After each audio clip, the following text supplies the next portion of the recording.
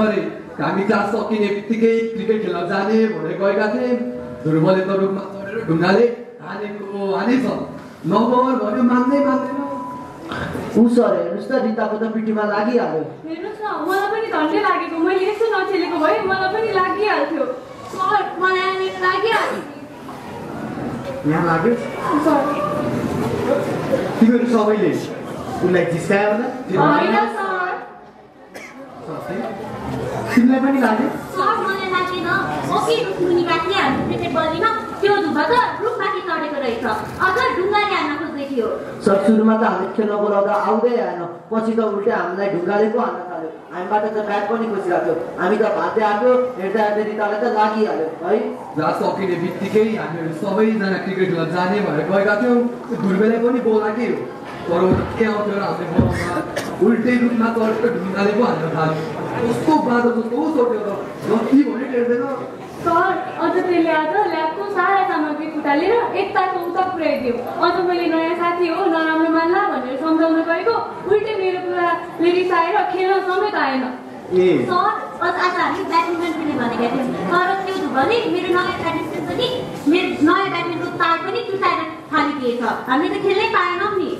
हिजो त ध्रुवले अति नै गरे नि, सामानले कुटेर धुरु रुवायो। हामीले नकुट भन्दा त पटक्कै मान्दैन, झन कुट्छ कस्तो नराम्रो कुट्यो हामीलाई। सर त्यसले त अझ मलाई पातली लिखुरी दाउरी भनेर पनि जिस्काउँछ। मैले त्यसलाई नजिस्काऊ भन्दा उल्टै मेरो कपालले चाहिँ छाड्दैन।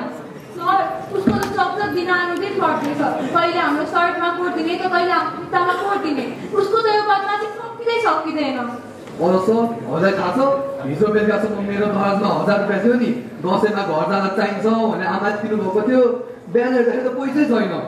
ऊ नरेशले देखेको अरे है, त्यो ध्रुवले त लुक्दै मेरो कोठाबाट निस्किखाएको थियो अरे। पक्कै त्यसरी चोरी गर्नुपर्छ। मागेको भन्दा म दिन्थेँ भने के सोच्नै पर्थ्यो सर। अरू सर त्यो ध्रुवले त मस्त मात्र होइन, हामीहरू सबैजनासित बाटोमा पनि खाली न्यु पर्छ। कति सम्झाइसकेँ, गाली पनि गरेको छन् हामीले त नजिस्काऊ भनेर मान्ने होइन। एकचोटि त हजुरले नै सम्झाइनुपर्छ सर त्यसलाई त। हुन्छ म उसलाई सम्झाउँला। बरु हेर त ढुङ्गा, त्यो ध्रुव चाहिँ ग्राउन्डमै त बसिरहेको छैन अझै पनि? हुन्छ सर म हेरेर। शशी आज तिमीले के पढ्यो त? सर मैले आज sin a plus b is equals to sin a sin b plus cos a cos b पढेँ। होइन शशी तिमीलाई त आएकै रहेनछ। सर उसलाई त आउँदैन। त्यही त शशी, राम्रोसँग पढ्नु है तिमीले। सर हजुरले बोलाउनु भएको छ भने त्यसलाई बोलाएर लिएर आऊ। हो पर्दैन, फेरि तिम्रो र उसको झगडा पर्ला। लौ अब चाहिँ तिमीहरू सबजना यहाँबाट जाऊ त। सर तेरोबाट गयो भने त ध्रुवले ब्याटले हाल्छ, मलाई त जानै नलाग्छ। म त जान्न। त्यही सबले त मेरो कपाल तानेको, मलाई त त्यो पछाडि उनीहरूसँग डर लाग्छ। म त जान्न। ल हिँड मसँग, पहिलो जान्छु कसरी हाम्रो हेर्नु त।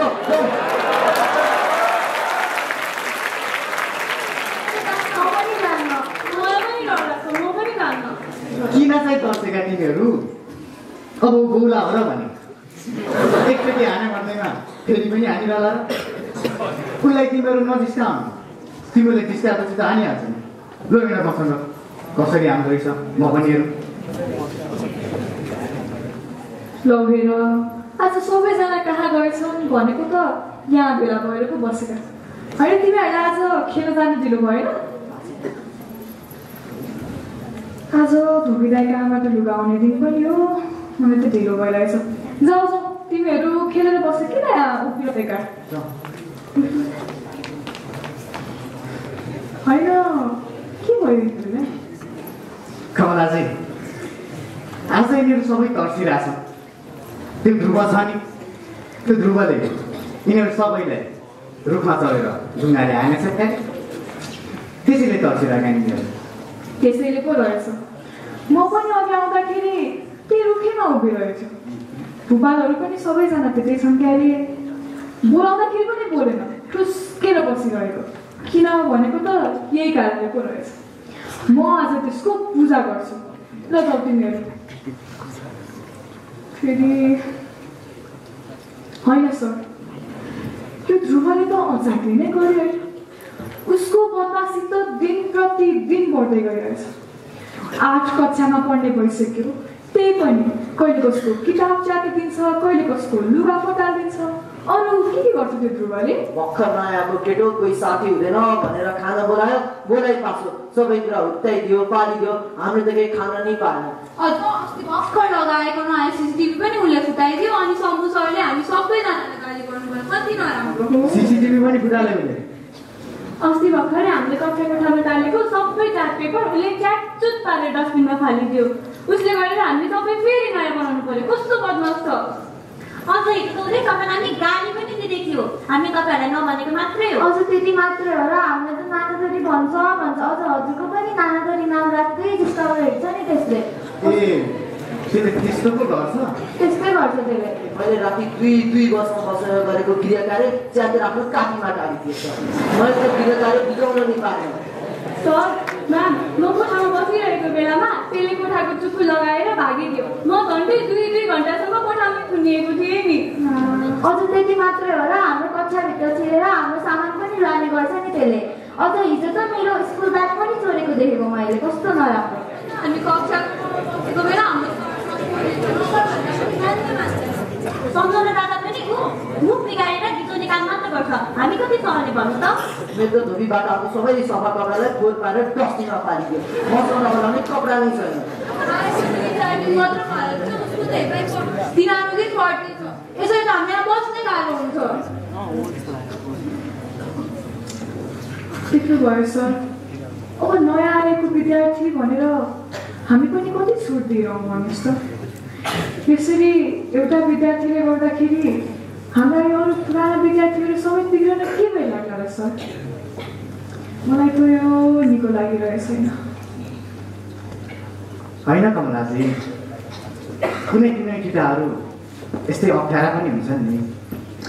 अब अप्ठ्यारो भन्दैमा फेरि हाम्रो स्कुलकै बदमासहरू थुपार्ने खोर हो त त्यसो भए? होइन नि। यति एउटा विद्यार्थीले गर्दाखेरि हाम्रा यी सबै विद्यार्थीहरू बिग्रन थाले भने के गर्नु भन्नुहोस् त? तिमीहरू पनि आज धेरै खेल्यौ, जाऊ गएर पढेर बस्छ। जाऊ त, पढेर बस्छ है, म आउँछु।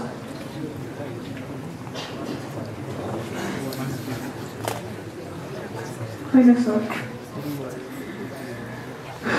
मलाई त यो ध्रुव निको लागिरहेको छैन। यस्तो एउटा विद्यार्थीले गर्दाखेरि हाम्रा अरू विद्यार्थीहरू बिग्रियो भने ध्रुवलाई स्कुलबाट निकालिदिउँ। मिल्दैन भने केही दिनका लागि सस्पेन्ड मात्र भए पनि गरिदिउँ सर। यसरी त हाम्रा यी विद्यार्थीहरू समेत बिग्रन्छन्। अनि फेरि यिनीहरू पनि त्यो ध्रुवको बेहोरा देखेर कालियर भइसके। कतै गएर अभिभावकहरूलाई कुरा लगाइदिए भने उहाँहरूको प्रश्नको जवाफ चाहिँ त हामी नै रहन्छौँ नि सर। एकचोटि सोच्नुहोस् त, मलाई त यो ध्रुव निको लागिरहेको छैन। अब एक किसिमले त तपाईँले भनेको कुरा पनि ठिक हो। तर हेर्नुहोस् कमलाजी, यस्तो एउटा बच्चालाई सपार्न नसक्नु हाम्रो हार होइन? हार? हाम्रो हार? सर, तपाईँले यसमा हाम्रो हार देख्नुहुन्छ? के तपाईँले ध्रुवलाई सुधार्नलाई हर प्रयास गर्नु भएन सर? कति गर्ने भन्नुहोस् न। कसैले भनेकै मान्दैन, कसै न कसैले भनेको त मान्नुपर्छ नि। यसरी कसैले भनेको नमान्ने विद्यार्थीलाई हामी कसरी सुधार्न सक्छौँ भन्नुहोस् त? अस्ति भर्खरै देखिहाल्नुभयो, गाउँलेका कुखुराका सबै चल्लाहरू मारिदियो, एकपछि अर्को। गाउँलेहरू रिसाएर कस्तो छ, टिचरहरू उस्तै घायल भइसक्नु भयो। हामी कति गर्ने भन्नुहोस् न सर? हामीले पनि त नगरेका होइनौँ। मैले कति गरेकी छु। हरेक दिन राति लुगा फालेर सुत्छ, मैले ओढाइदिन्छु। किताबहरू यताउता तितर बितर हुन्छन्, मैले मिलाएर राखिदिन्छु। लुगा त उसको कहिले ठाउँमै हुँदैन, मैले नै मिलाएर राखिदिनुपर्छ। कति गर्ने भन्नुहोस् त सर? अब त कोठाभित्र थुनेर पिट्न मात्र बाँकी छ। मलाई त कहिलेकाहीँ कस्तो डर पनि लाग्छ सर। कतै यस्तो विद्यार्थीले हाम्रा ती ससाना विद्यार्थीहरूलाई कुटपिट पो गर्ने हो कि? अझ त्यस्ता विद्यार्थीहरूलाई त पिटेर झारबाट खसालिदिन समेत के बेला गयो सर? मलाई त कस्तो डर पो लाग्छ। रातिमा सुतेकै बेला के गर्ने हो कि? होइन कमलाजी, यस्तो विघ्न तर्सनु पर्ने त कुरै छैन। तर तपाईँले भनेको कुरा पनि ठिक हो। अब कोही ठिटाहरू यस्तै अप्ठ्यारा जस्ता पनि हुन्छन्। अब फेरि त्यस्तो समस्या सुल्झाउन नसक्नु त हाम्रो नै कमजोरी भएन? सर, मैले त तपाईँले भनेको बुझिनँ। अब बदमास भन्दैमा यस्तो बिग्न जर्कटे भनेको त टेक्दै नटेर्ने। कसैले भनेकै मान्दैन, कसै न कसैले भनेको त मान्नुपर्छ, कसै न कसैसँग त डराउनु पर्छ नि सर। यसरी कसैले भनेको नमान्ने, कसैसँग नडराउने यस्तो विद्यार्थीलाई हामी कसरी सपार्न सक्छौँ? साँच्चै भन्दा त सर, मैले यस्तो केटा त कहिले देखेकै थिएँ। म त अब म पनि गर्दा गर्दा कायरै भइसकेँ सर।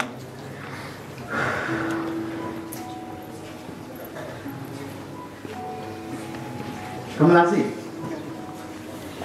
यता हेर्नुहोस् त। मलाई कसो एउटा कुरा मनमा लागिरहेछ। तपाईँसँग सल्लाह गर्न चाहेको। तपाईँ भन्नुहोस् त, यी केटाकेटीहरू छन् नि, तिनीहरूले कुनै कारण नभई यत्तिकै यसरी बदमासी गरिरहन त? अब एक दुईचोटि बदमासी गर्नु त यस्तो केटाकेटी बेलामा खासै अनौठो कुरा पनि होइन। तर यसरी लगातार निष्प्रयोजन यसै बदमासी कोही गरिरहँदैन। अब भनौँ कमलाजी, त्यस्तो केटाकेटी बेलामा त तपाईँ हामीबाट पनि चुप हुन गयो होला। सायद त्यो बेला त हामीलाई त्यो बदमासी हो जस्तो पनि लागेको थिएन। तर आफूभन्दा ठुलाले अब हप्काएपछि दप्काएपछि अब दण्ड दिएपछि त त्यो मानिस छोड्यो होला नि, होइन? तर यस्तो कुरा भने म त्यो ध्रुवमा पाउन्न। उसको त्यो आचरण, त्यो प्रकृति र स्वभाव नै अनौठो छ, बेग्लै प्रकारको। यसैले गर्दा मलाई लाग्छ कमलाजी, उसले त्यसै बदमासी गरिरहेको छ। त्यसको पछाडि कुनै रहस्यमय कारण चाहिँ जरुर छ, केही अर्थ छ।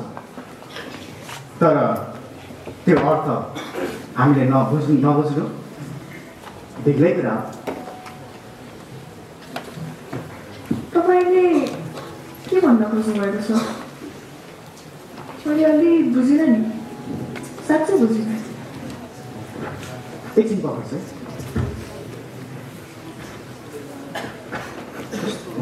कस्तो पानी पिउन मन लागेको?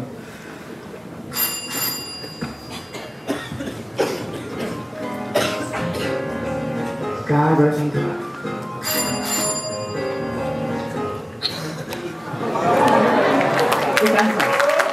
हजुर सर, त्यहाँ गएर 2 गिलास पानी लिएर आऊ त।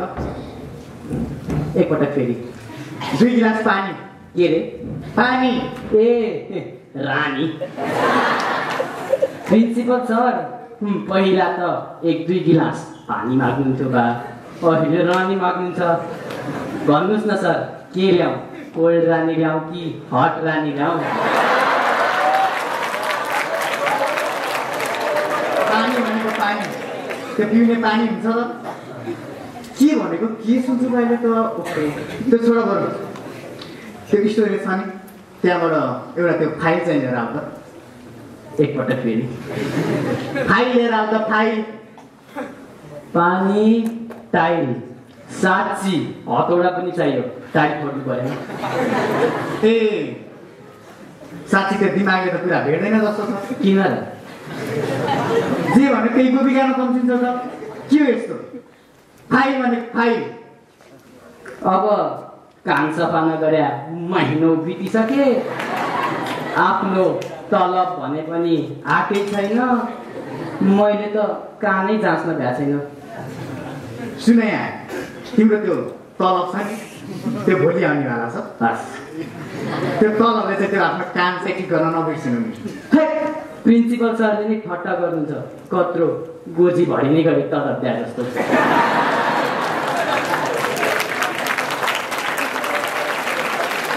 हजुरले दिएको तलब अस्पताल जाने बेला गाडी भाडामै सिद्धिन्छ, बाँकी रहेछ भने पनि म त सब दुखी गरिबलाई बाँडिदिन्छु। आफू त केही राख्दिनँ तलब। ल भन्नुहोस् अब कसरी काम जाँच्ने मैले? अब सबभन्दा ठुलो गरी त तिमी आफै पो देखिन्छ त, कसलाई बाँड्छौ यस्तो तलब? अनि सुन, यहाँ तिमीले त्यो काम गर्छौ नि, यो चाहिँ काम छ नि यसले गर्ने होइन, शरीर छ नि यसले गर्ने। थाहा छ हुन त शरीरै पो यस्तो छ त के काम गर्छ? म त हेर्दाको मात्र लुरो हुँ, कति बलियो छु कति। साँच्ची मैले प्रिन्सिपल सरको बारेमा एउटा कुरो चाहिँ थाहा पाएँ नि। प्रिन्सिपल सरको घरमा भात चाहिँ पाक्दैन जस्तो छ। श्रीमतीको सबै रिस मेरै टाउकोमाथि झार्नुहुन्छ सरले। ल हो कि नै भन्नुहोस् त? एउटा हट आएको कोल्ड के रानी ए पानी। काम भने कसैलाई गर्नु छैन, गफ मात्र गर्न जान्छ।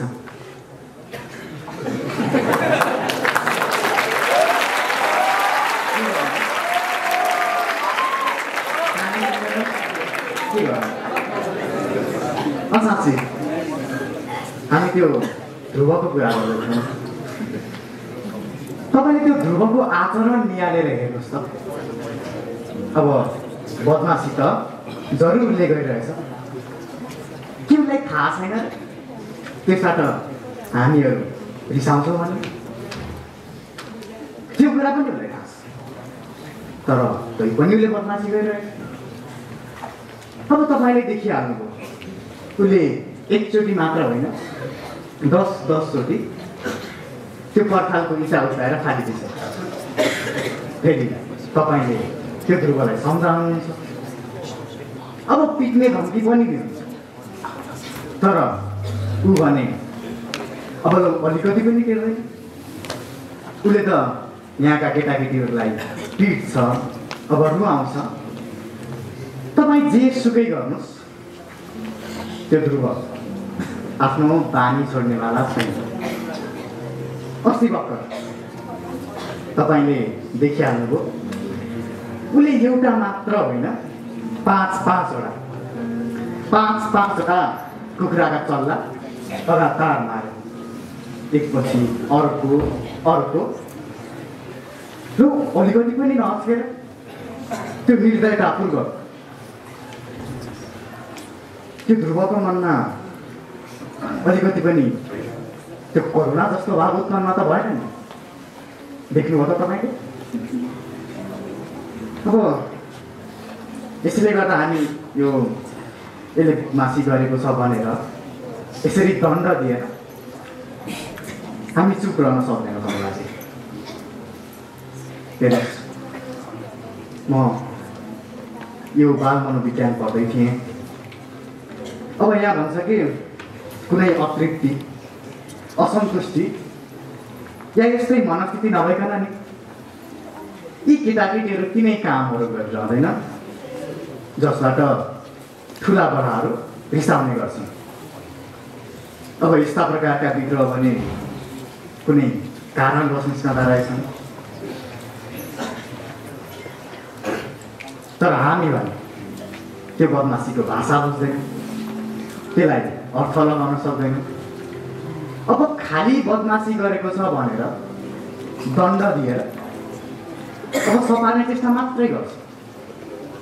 लौ अब भन्नुहोस्, यो हाम्रो भुलियोस्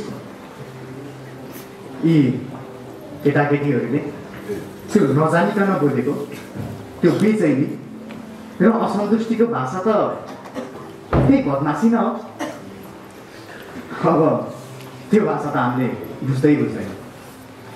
अब त्यो छोडो कमला चाहिँ अब बुझ्ने चेष्टा पनि गर्दैन। एउटा बनार जिन्दगी हुन्छ यत्तिकै बर्बाद। त्यही पनि फेरि हामी र शिक्षक गुरु अब यस्तो बनाएर हामी बसिरहन्छौँ। यसैले गर्दा मलाई लाग्छ कमलाजी यो हाम्रो नै गल्ती त भन्नुहोस्। हामी चाहिँ उनीहरूको त्यो असन्तुष्टिको कारण बुझ्न चाहिँ किन लाग्दैन? मलाई त कसो कसो आश्चर्य पो लाग्छ। तपाईँले के बुझ्नुभएको छ? त्यही कुराको सल्लाह गर्न चाहेको मलाई साँच्ची त्यो ध्रुवले नि अब एउटा मात्र चल्ला मारेको भए सायद आश्चर्य लाग्दैन थियो। तर उसले त हेर्दा एउटालाई मार्यो, फेरि अर्कोलाई। यसरी हेर्दा हेर्दै ल 5-5वटा मार्यो भन्ने सुन्दा त कसो कसो आश्चर्य पो लाग्यो। हेर्नुहोस्, यी केटाकेटीहरू छन् नि, तिनीहरूको त्यो मानसिक अवस्थामा विकृति नआए यस्तो दूषित आचरणको त विकास नै हुँदैन।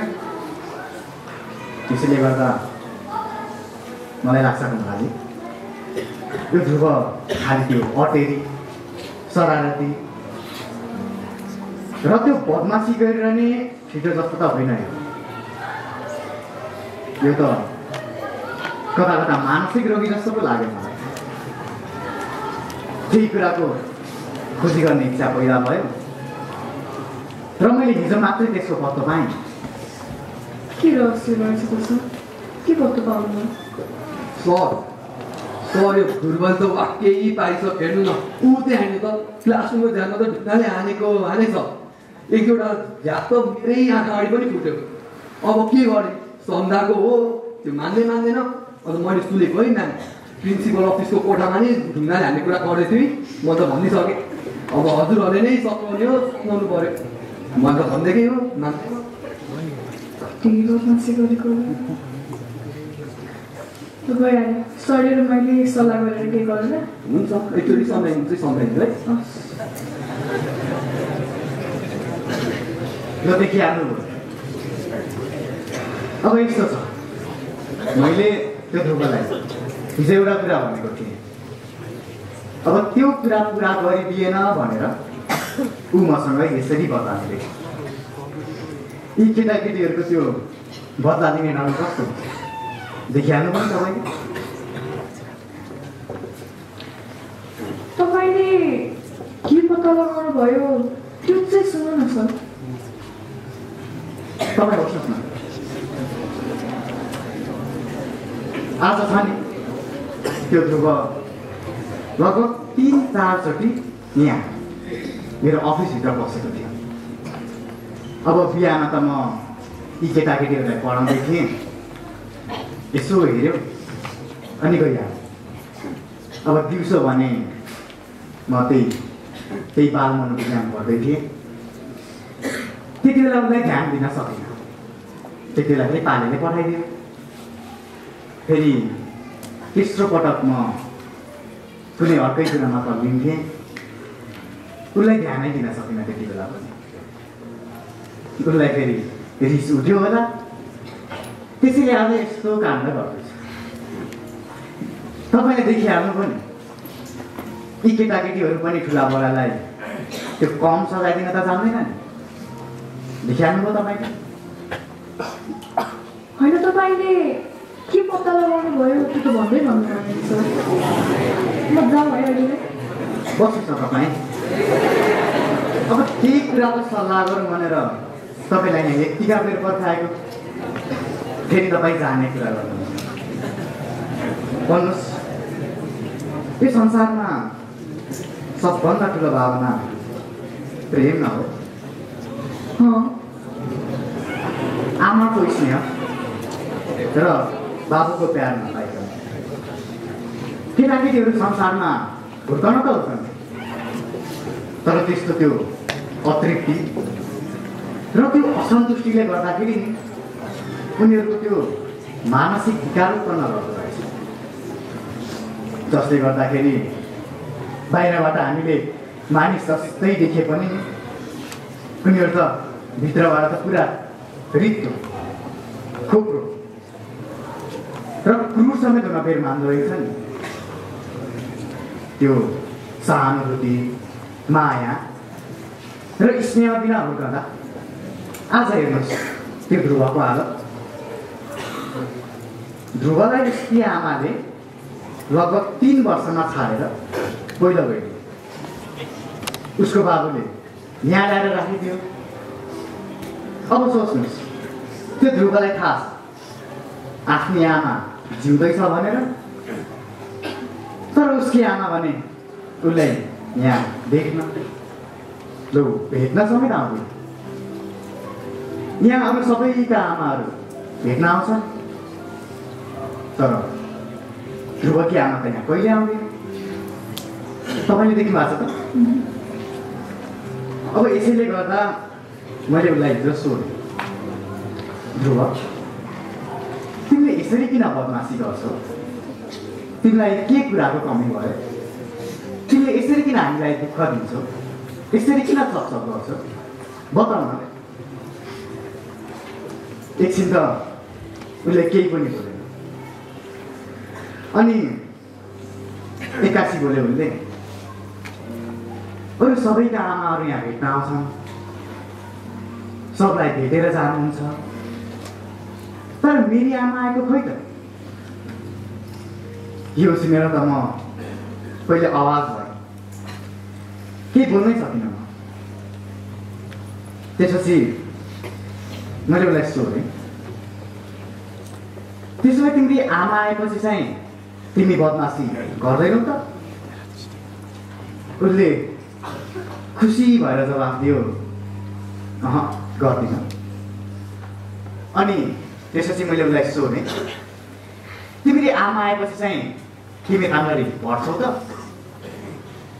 उसले त झन् हतारिएर जवाफ दियो, पढ्छु। त अब भन्नुहोस् न मलाई चाहिँ त्यो ध्रुवको मनको गडबडीको त्यो कारण चाहिँ के रहेछ? तर सर तपाईँले त्यस्तो कुरा किन भन्नुभएको? त्यस्तो कुरा त तपाईँले भन्न नहुने। केटाकेटीहरूलाई पत्याइहाल्छ। के तपाईँलाई थाहा थिएन उसकी आमा घरमा नबसेर पहिला गइसके? फेरि यतै नजिक भए पनि कसरी? तपाईँलाई थाहा थिएन उसकी आमा विराटनगरमा छ भन्ने कुरा? त्यो कुरा त मलाई थाहा थियो, तै पनि उसको त्यो मन बुझिहाल्नु भनेर नि मुखबाट झुटो कुरा फुस्किहाल्यो। अब भने ऊ यसैलाई बताएर ढुक्क मानेर बसेको छ। फेरि उसकी आमा आएन भने त उसको मनमा के बिग्ला? तपाईँ आफै भन्नुहोस्। त्यही त भन्छु सर, तपाईँले त्यस्तो कुरा त भन्न नहुने थियो। केटाकेटीहरूले फेरि पत्याइहाल्छन् त्यस्तो कुरा त।